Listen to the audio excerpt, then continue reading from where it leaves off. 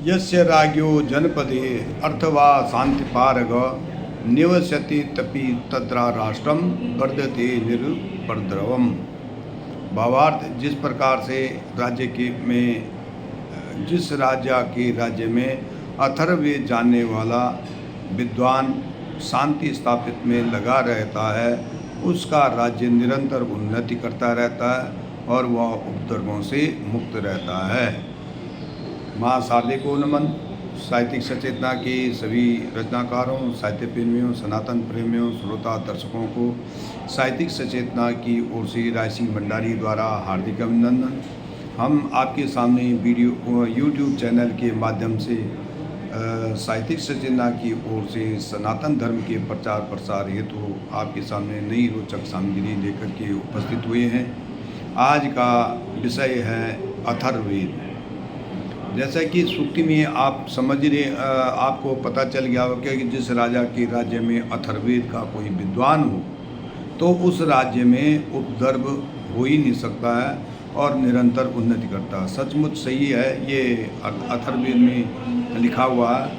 अथर्ववेद का परिचय ये है कि सनातन धर्म में बने चारों वेदों में ऋग्वेद, यजुर्वेद, सामवेद, अथर्ववेद में अंतिम चौथा वेद है और लोकप्रियता में यह सबसे सर्वाधिक है।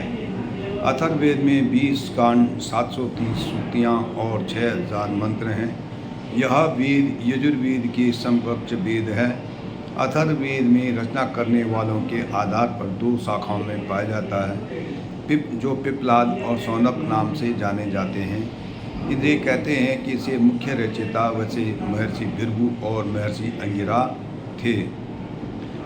अथर्ववेद का उपवेद, जिस प्रकार सभी वेदों का एक उपवेद सहायक वेद होता है। ऋग्वेद का आयुर्वेद है, यजुर्वेद का धनुर्वेद है, सामवेद का गंधर्ववेद, तो उसी प्रकार से अथर्ववेद का शिल्पवेद उपवेद का माना जाता है। इसमें मंत्रों से लेकर के चिकित्सा, गायन के साथ साथ शिल्प कला का अधिक महत्व है। शिल्प में जितने भी शारीरिक कार्य की क्षमता और उसकी दक्षता में ही इसका वर्णन हुआ पड़ा है। अथर्ववेद की कला, चूँकि अथर्ववेद का वेद शिल्प वेद है तो निसंदेह यह उन लोगों के लिए समर्पित है जो शारीरिक तन का कार्य करते हैं। इसके लिए इसकी कला, कृषि कला, पशुपालन, पाक कला, गृह निर्माण कला, मूर्ति कला आदि कलाएं हैं और इनका सीधा संबंध जो है शारीरिक के तौर पर शारीरिक कार्य करना होता है, जो कि मानव चतुष्टय के 4 आयाम आत्मा, प्राण, मन और तन से तन के संबंधित है। अथर्ववेद का विषय भाषा है, क्योंकि विषय के विकास में भाषा, उसके पास गणित, संज्ञान और दर्शन, जो इस प्रकार से ये विकास होता गया। जब भाषा ही हम किसी की सीखेंगे तभी जाके कोई दूसरे के समझ पाएगा और जान पाएगा।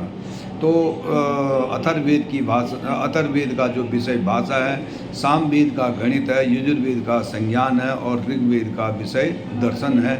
तो किसी व्यक्ति को कोई गृह निर्माण करवाना है, भाषा के आधार पर शिल्पी को समझा सकता है।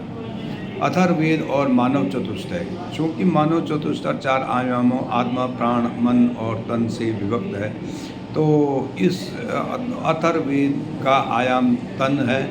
इसमें शारीरिक बल होने से सारे कार्यों का वर्णन है। अथर्ववेद और योग, अथर्ववेद का योग कर्म योग है।